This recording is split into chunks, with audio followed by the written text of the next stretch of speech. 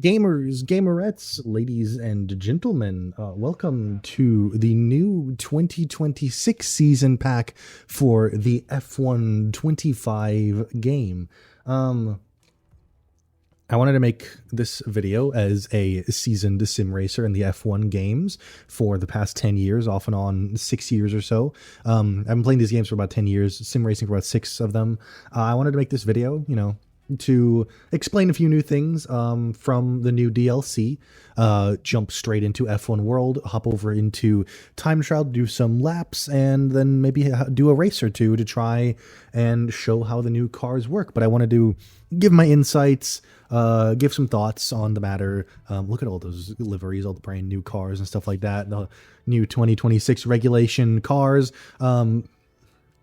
We're going to jump into an easy track in Austria just to show how this works. And the first thing that we're going to touch on, actually, is the setups, which while we look in the background, you are going to see, first and foremost, I recorded this like about an hour after the DLC came out. I bought this immediately. But what you will see is that in this DLC, the way the cars work is with the active aerodynamics on the straights, you have zero drag and zero downforce setups automatically.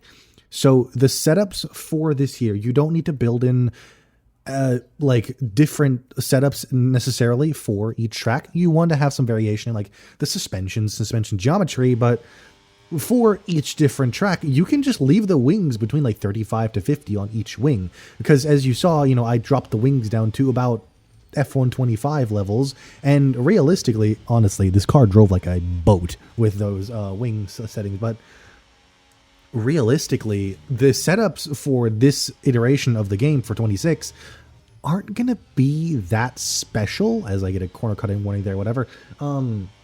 You can run a lot of similar setups for a lot of different tracks. It's gonna be, I think it's gonna be very forgiving in that aspect with just setup directions. You can run a lot of the same setups for a lot of different tracks.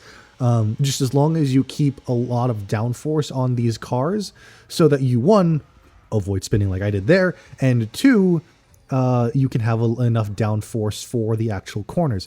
Now, another thing that you'll notice when you start driving these cars is that not only do these cars not have a lot of downforce, they also don't like heavy braking that much, and they also don't like heavy acceleration. So if you have a lead foot on the brake or on the gas, you will find very quickly that you need to adjust your driving style. Braking especially, these cars love lifting and coasting, not only for the battery, but also just for general braking. They want to slow down a little bit before you hit the brakes.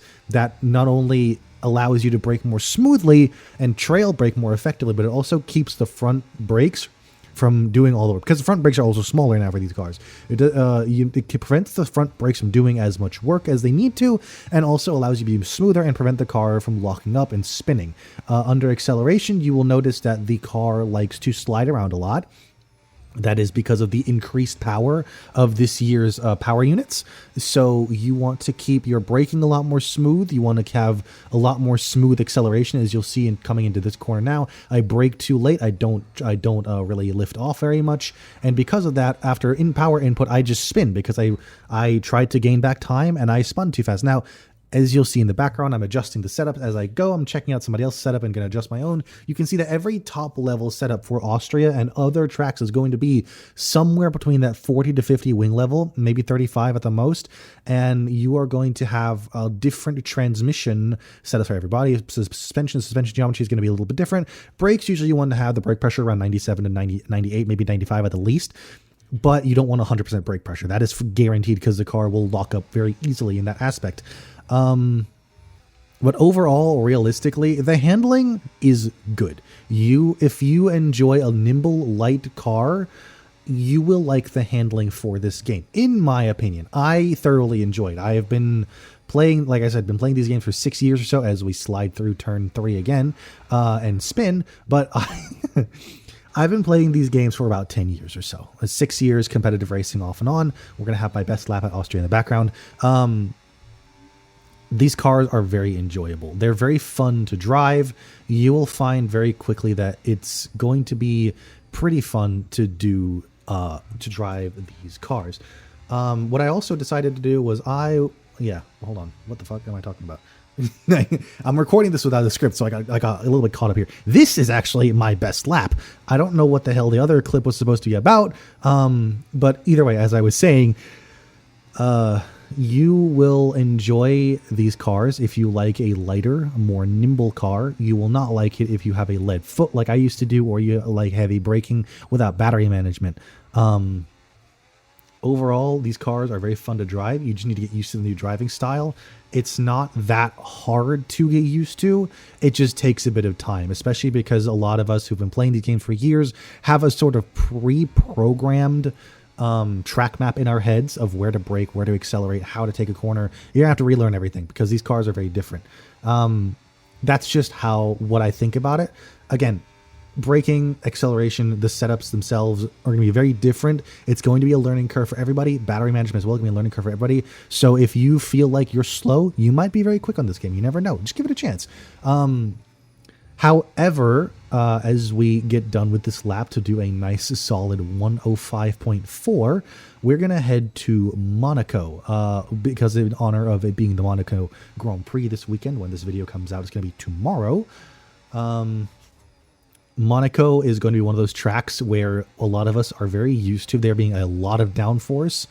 But in general, you won't be able to take the speeds that you usually used to do on this track.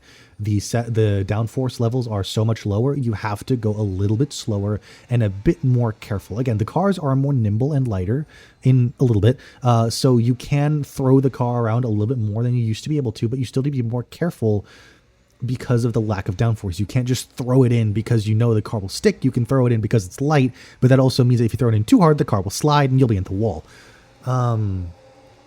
That's just my thoughts on that. So just make sure that if you are new, you learn how to do setups, a little bit more about suspension geometry. If you have been playing this game for years, keep in mind that you will need to have high levels of downforce for every track because of the straight mode and its implementation, so that you have enough cornering grip for these cars and to be able to make turns. Obviously, this Monaco lap is not the cleanest as you see in the background. I make a few mistakes here and there as I'm still getting used to the car, but a nice solid 112.1. Now, moving onward, they did add a new track to the DLC, the Madrid, in Madrid, in Spain. Now, this track took a little bit of getting used to, I will admit. I decided in my infinite wisdom not to turn the racing line on while I was learning the track, which was, admittedly a little bit dumb. We were going just raw dogging this. I was just going straight at it, and you could tell immediately I had no idea where I was going, and we go straight over the gravel trap. Now, the next turn is the most fun on the track. Not. The first time I went down, I didn't realize there was a turn. Whack into the wall. That happened a couple times, but overall, I just made I'm really good at picking my breaking points and knowing where I'm going on this game for new tracks. Overall, though, the Madrid is pretty fun. Once you hook up a lap and you learn where you're going over one lap, and just for a flyer and qualifying, this track is fantastic. Now, I'm going to go on a little bit of a rant, and you will see later on what I mean. This track is not good for racing at all. Turn 1 here coming up, especially as I completely overshoot the braking zone. Turn 1 especially is horrid, is horrible for racing. There's not enough space to make a clean start usually. And then a lot of this track, especially if you're new, is going to be very weird, because to quote somebody else I saw on TikTok earlier, whoever designed this track seemed to decide that they want slow, they want fast corners, they want a lot of acceleration, a lot of heavy braking, they want everything all in one. They looked at a track map of all of the tracks, the good tracks in the world. They said, give us all of it. And instead we got nothing before it, because everything is the same. Now, this clip over here obviously is going to be me trying to figure out, my setup for this track, which again, you want as much downforce as possible as you're comfortable with, and then just adjust the suspension geometry based on what you want. Normally, it's recommended you leave the front suspension decently firm to stop the car from jumping forward under braking. Leave the rear a little bit lighter so that it'll move around a little bit under braking and allow you to seat the car back down on the ground properly and get you some more acceleration. I made the mistake of doing 100% brake pressure. Don't do that. The tires, it really depends on the track. Some tracks, they want a lot of high PSI, some don't. I think Madrid is going to want low PSI just for more cornering and a suspension setup that allows you to have more downforce. Now, again, we're going to be missing pretty much every single braking point. At this point here is when I realized for the laps I was showing in the background, I had realistic car performance on, which is why I could not get the car to do what I wanted to. So we move on to my next few laps that I did. We have my best lap at Madrid. And as I show you that lap, I'll give my overall verdict to the track. I think, as I said, over one lap, it's pretty fun. I'm kind of just saying shit right now because I don't really know what to say because I didn't write a script for it because I'm kind of just trying to, you know, get that cash in on those views while the game is still hot, you know, because that's what YouTubers do. But overall, the Madrid is pretty fun. And time trial, it's very fun over one lap. It's just not great for racing. And my next, I'll show you a few clips as to why. But as we come into, I think this is turn 4 and 5 on the Madrid. My other favorite section is this flowing section right here. Turn 6, 7, I think, I'm not sure, don't quote me on that, as we bash the wall. But this right-hander here, the banked right-hander, is very, very fun. You can just go flat out. And the banking kind of just helps you. This turn here is deceptively slow. Make sure you are always below about 150 kilometers per hour in time trial because it is deceptively much slower than you think it is. It looks like just a kink to the right. It's a lot slower. Here you stay to the right and you jink over left into the corner to get as much space as possible. And then out of here, it's just going to be a little bit flat out, maybe lift a little bit here and there. You can go over the white line there a little bit. Brake at the 100-meter board as hard as you can and then go straight left. Basically, make sure not to hit the wall. Here, turn at about the 50-meter board so you can take that curb. And then it's just going to be a third gear turn to the right 90 degrees. Now, we're going to see I'm going to show a couple clips of the actual racing on this track. And you will see very quickly, not only is it not good for racing, it's also not good for wet weather. That's just a skill issue, honestly, for me. I hate driving in the wet on this game, but it's very hard to drive this track in the wet because it's so new. As we immediately miss the apex on both corners and just have a very horrible exit onto the quote-unquote front stretch, the straightaway quote-unquote that we have into turn 3, and then the turn 4-5 chicane, which is going to be braking a lot early because it's raining. Just straight line the chicane because I slipped and almost screwed that up. And then we're going to go up through, you know, whatever turn that was, I already forgot, and just completely fuck up and clatter the wall. And I was like, you know what? Screw it. We're just going to DNF. Last to first challenge. Why not? And now we get to see how, quote-unquote, good the racing is of the Madrid. And for that, we're going to probably do the formation lap, maybe. But you can see already on the formation lap, as I get a little bit caught up on my own words, that on the formation lap,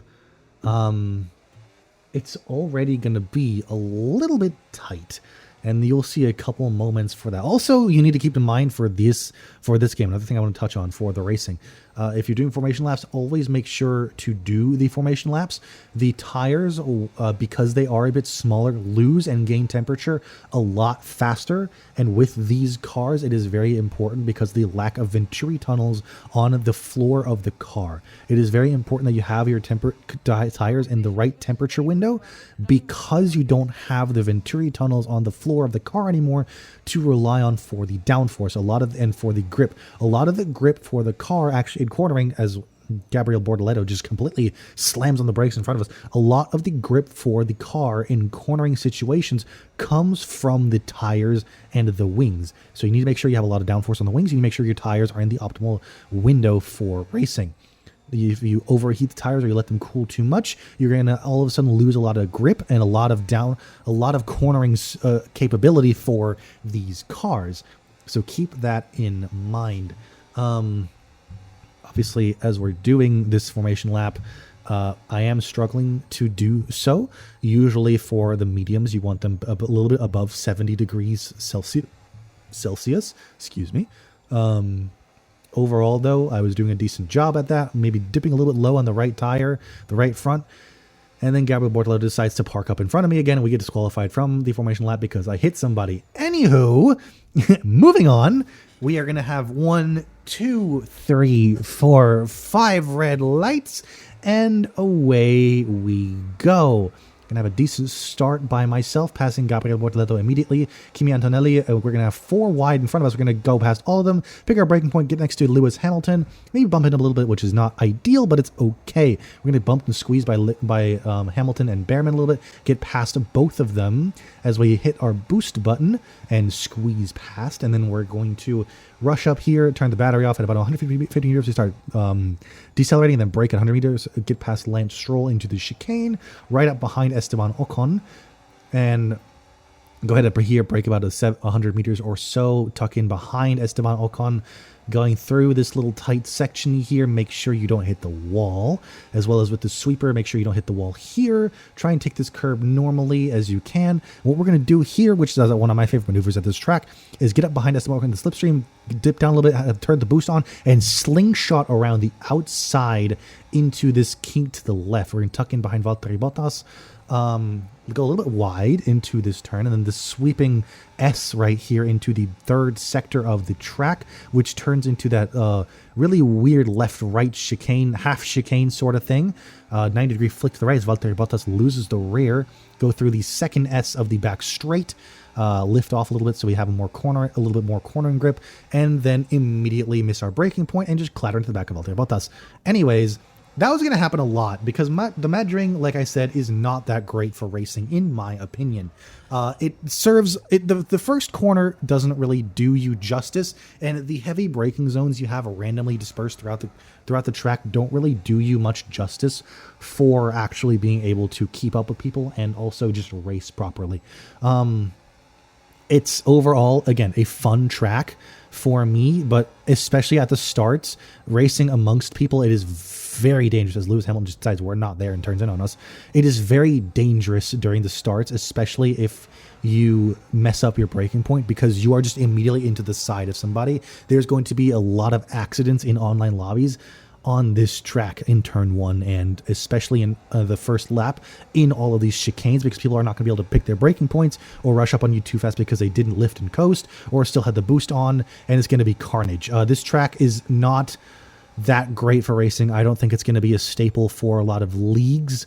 I hope it's not. It probably will be just because it's a new track, but I don't think it's very good for overall racing. I'm curious to see what it's going to be like as we spin again. I'm curious to see what it's going to be like in real life, because again, qualifying is going to be very thrilling at this track, I think, for the real life Grand Prix. But in sim racing, it's not going to be the greatest. I keep tripping over my own words because I don't really know what to say, because again, this isn't scripted, but I do think that once people start getting used to how this track works, it might work for racing. With the AI, of course, it's going to be a little bit difficult because the AI kind of just do whatever the fuck they want half the time and don't really pay attention to you being there, because they have a programmed racing line. If you're around it, they're just going to cut you off. But with actual people around you with a brain, it might be a little bit easier to race here than it is against AI. But overall, I would give this about a, I don't know, maybe Hungaroring out of 10 for raceability. You have like 1 or 2 different areas that you might be able to make a pass if you're brave. Otherwise, if there's like one main passing zone, and the Hungaroring it's turn 1, and at the Madring it's turn fucking 4, whatever the hell it is, for the first chicane with the gravel trap around the roundabout. You have like one main overtaking opportunity. The rest are just opportunistic. If you're miles faster than the car ahead of you, you might be able to take a chance there.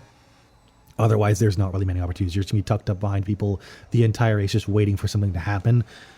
So in that regard, I do think maybe in real life this track is gonna be a little bit of a progression, kind of Monaco and Hungary-esque, sort of, in the sense that you can pass if you're brave, but it's not recommended. In the game, it might be a little bit better because, I would miss the breaking point completely here. Because overall, turn 1, turn 4, you can make a pass, but you just need to be brave, as we almost collect Lance Stroll right there, losing the rear over the bump into turn 3. But the closing speeds also into these chicanes are going to be insane, especially if you have overtake and boost going at the same time. You might just send people flying into the chicane, into the wall, just because of that. But again, overall, the track itself is fine. It's good for time trial. Feels very satisfying with the right setup and the right setup window to drive in qualifying trim and time trial. It's just not that good for racing, in my personal opinion. Again, that's just take it with a grain of salt. Some people love these kinds of tracks. That's your own opinion. That's your own thing. I'm not going to judge. You can drive whatever the hell you want. But in my opinion, I'm not excited to drive this track, really, in any sort of capacity, especially not in league racing. And I don't think it's that great for racing.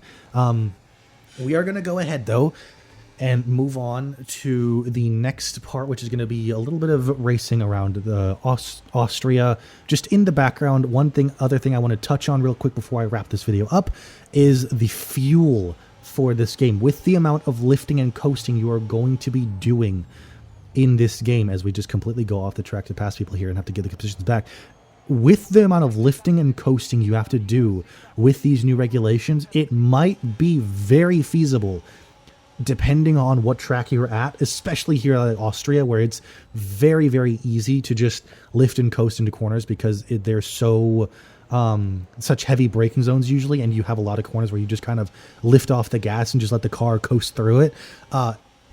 You might want to run with -1.5 laps of fuel for most of these tracks, because you are going to make up all of that fuel just with Lyco and just with recharging the battery, because I'll show it after I'm done talking, but you will see that over the course of 25 laps, I made up almost 1.5 laps of fuel without a safety car, with only one pit stop, just by lifting and coasting and racing like I normally would. You can make up so much fuel and so much time just by having less fuel and lifting and coasting, by having an overall lighter car. I think for sim racing, this might end up being the meta. You just run with like a lap and a half or a lap of less fuel, make yourself lighter, and just by default be like half a second quicker than everybody else around you because you're running with less fuel. It'll give you more grip. It'll give you more straight line speed because you have less fuel bogging you down. It'll give you more maneuverability in fights because you don't have to worry so much about the car stepping out like it did right there, because you don't have as much weight sloshing onto the back of the car.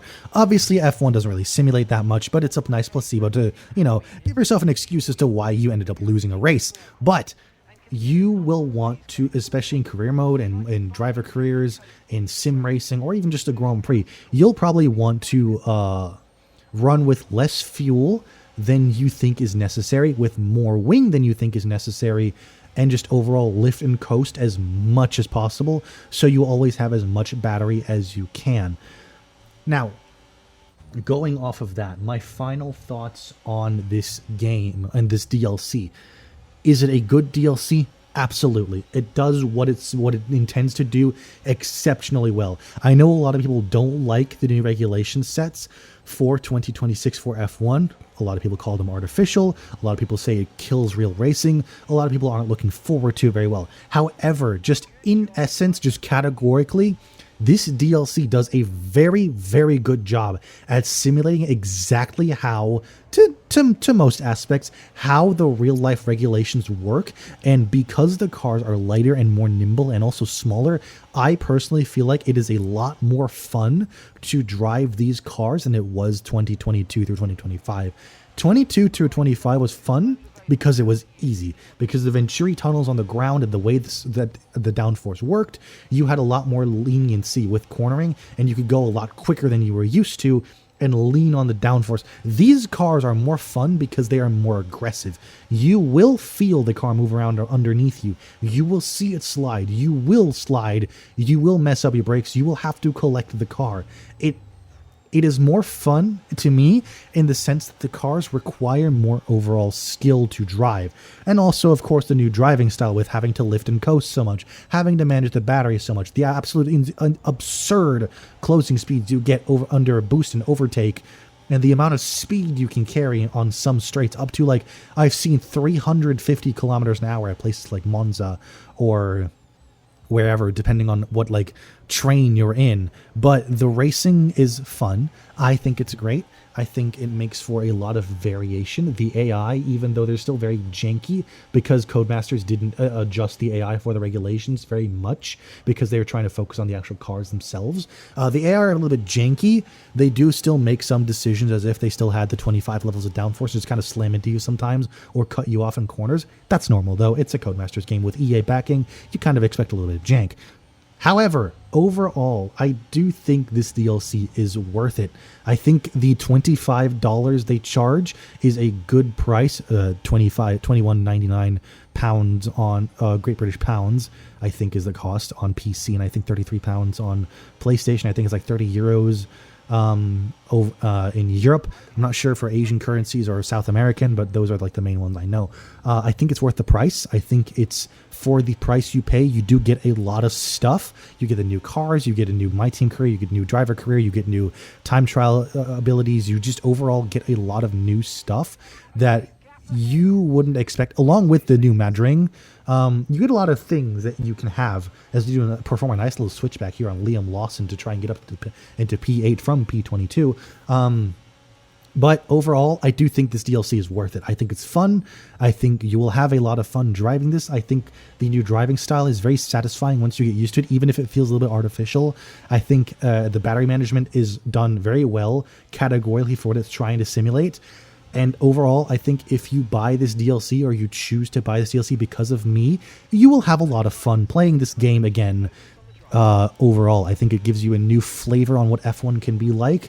And I think overall, it's probably a solid, I don't know, a 7 out of 10 or so when it comes to EA Codemasters collaboration F1 games since like 2020 or 2021 or whenever it was. I think overall, since whenever EA started like leveling with Codemasters and making decisions on what happens with the new games, I do think this 26 DLC is probably up there as one of the better games, quote unquote, that Codemasters has made with EA management. I think 2025 and 2021 were the best ones by far, but I think 26 is up there as well.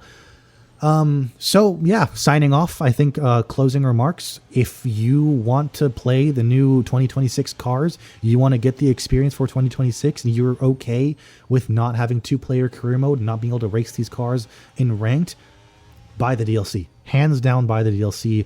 Give yourself the chance, try it out, play it, see what it's like, and just have fun. Because realistically, it's a video game. Just have fun overall. But I do think this game is worth it. I think the DLC is worth it. I think overall it just gives a good experience. So yeah, I know I'm not a big famous name when it comes to sim racing. I know I'm kind of just, a guy talking, and if you decide to take my advice and my opinion on it, great. If not, oh well. But I hope you had fun watching this video. I hope I did a good job explaining things. I hope I didn't spend too much time just kind of jerking myself off and waffling on about random shit.